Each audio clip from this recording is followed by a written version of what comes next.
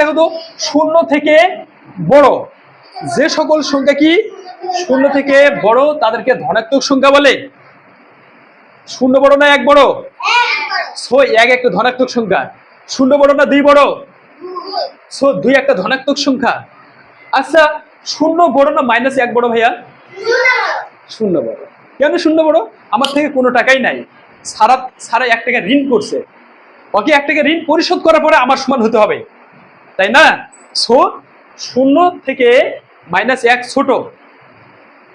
Minus 20 বড় না minus 10 বড়? মাইনাস সংখ্যাটা যত বড় হবে তার মান তত কম হবে, ছোট হবে।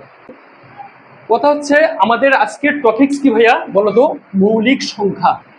এই মৌলিক সংখ্যা পড়তে গিয়ে আমরা মৌলিক সংখ্যাটা বাস্তব সংখ্যার অংশ। কার অংশ? এই বাস্তব সংখ্যার অংশ। বাস্তব সংখ্যাটা কি? সকল মূলদ এবং অমূলদ সংখ্যা হচ্ছে বাস্তব সংখ্যা। বাস্তব সংখ্যা লিখলাম না দুই প্রকার, মূলদ অমূলদ। মূলদ আর অমূলদ কি এটার বিস্তীর্ণ আলোচনা করতে হবে, এটা সহজে বোঝা যাবে না। মূলদ সংখ্যা হচ্ছে যেটা পি ভাগ কিউ আকারে প্রকাশ করা যায়। কি করা যায়? পি ভাগ কিউ আকারে প্রকাশ করা যায়। এখন পি কি কিউ কি এগুলো ডিটেলস পড়াতে হবে, ওইদিকে যাব না। আজকে টপিক হচ্ছে মৌলিক সংখ্যা। মৌলিক সংখ্যাটা পড়ি, এরপরে আমরা পাবো ভগ্নাংশ সংখ্যা। তখন ভগ্নাংশের সাথে মৌলিক সংখ্যার মূলদ সংখ্যার সম্পর্ক রয়েছে। ওই টপিকসে আমি তোমাদের মূলদ অমূলদ ক্লিয়ার করে দেবো। আন্ডারস্ট্যান্ড? আজকের টপিক হচ্ছে আমাদের মৌলিক সংখ্যা। সো মৌলিক সংখ্যাটা ভালোভাবে বোঝার চেষ্টা করো।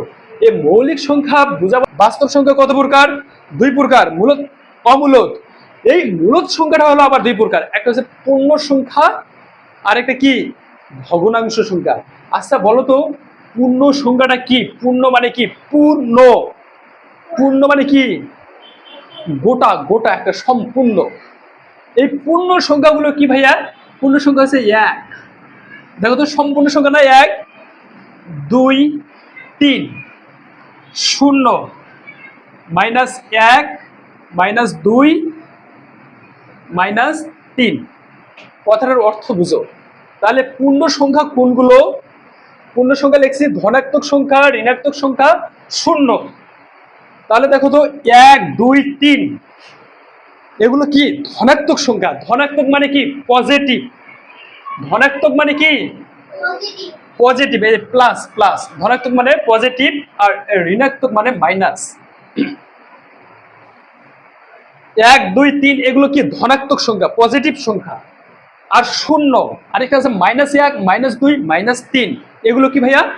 ঋণাত্মক সংখ্যা। তাহলে আমি পূর্ণ সংখ্যা কাকে বলবো আদিবা? পূর্ণ সংখ্যা হচ্ছে সকল ধনাত্মক ঋণাত্মক শূন্য সহ। এখন যদি আমি সাজিয়ে বলি তাহলে পূর্ণ সংখ্যা কাকে বলে? পূর্ণ সংখ্যা হচ্ছে শূন্য সহ সকল ধনাত্মক ও সকল ঋণাত্মক সংখ্যাকে কি বলে? পূর্ণ সংখ্যা বলে। পূর্ণ সংখ্যা কত প্রকার ভাইয়া? পূর্ণ সংখ্যা 3 প্রকার, ধনাত্মক সংখ্যা, ঋণাত্মক সংখ্যা, আরেকটা হচ্ছে কি শূন্য। আরেকটা কি ভাইয়া? শূন্য। তাহলে ধনাত্মক সংখ্যা কাকে বলে আদিবা? ধনাত্মক সংখ্যা দেখো তো শূন্য থেকে বড় যে সকল সংখ্যা কি শূন্য থেকে বড় তাদেরকে ধনাত্মক সংখ্যা বলে। শূন্য বড় না এক বড়? সো এক একটা ধনাত্মক সংখ্যা। শূন্য বড় না দুই বড়?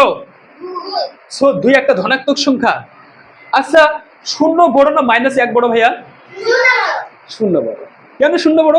আমার থেকে কোনো টাকাই নাই, সারা সারা 1 টাকা ঋণ করছে, ওকে 1 টাকা ঋণ পরিশোধ করার পরে আমার সমান হতে হবে, তাই না? সো শূন্য থেকে মাইনাস 1 ছোট। মাইনাস 20 বড় না মাইনাস 10 বড়? মাইনাস সংখ্যাটা যত বড় হবে তার মান তত কম হবে, ছোট হবে। মাইনাস 100 বড় না মাইনাস 20 বড়? মাইনাস 20 বড় আর মাইনাস 100 ছোট। তাহলে ধনাত্মক সংখ্যা আমি কাকে বললাম? যে সকল সংখ্যা শূন্য থেকে কি বড় সেগুলো ধনাত্মক সংখ্যা। আর ঋণাত্মক সংখ্যা কোনগুলো ভাইয়া? যে সকল সংখ্যা শূন্য থেকে ছোট সেগুলো হলো ঋণাত্মক সংখ্যা। শূন্য তো শূন্য, শূন্য তো শূন্য। আমাদের টপিক হচ্ছে মৌলিক সংখ্যা, তাই এগুলোর আমি বিস্তারিত বর্ণনাতে আর গেলাম না। এখন এই ধনাত্মক সংখ্যাটা কি ভাইয়া? এই ধনাত্মক সংখ্যা আবার হচ্ছে তিন প্রকার। এই ধনাত্মক সংখ্যা কত প্রকার? কেবল পেলাম আমাদের টপিকস, এই মাত্র কি পেলাম? আমাদের টপিকস মৌলিক সংখ্যা। এই ধনাত্মক সংখ্যা যে তিন প্রকার, এর মধ্যে এক নম্বর হচ্ছে মৌলিক সংখ্যা, দুই নম্বর হচ্ছে যৌগিক সংখ্যা, আর তিন নম্বর হচ্ছে সহমৌলিক সংখ্যা। এখন আমরা দেখব মৌলিক সংখ্যাটা কি।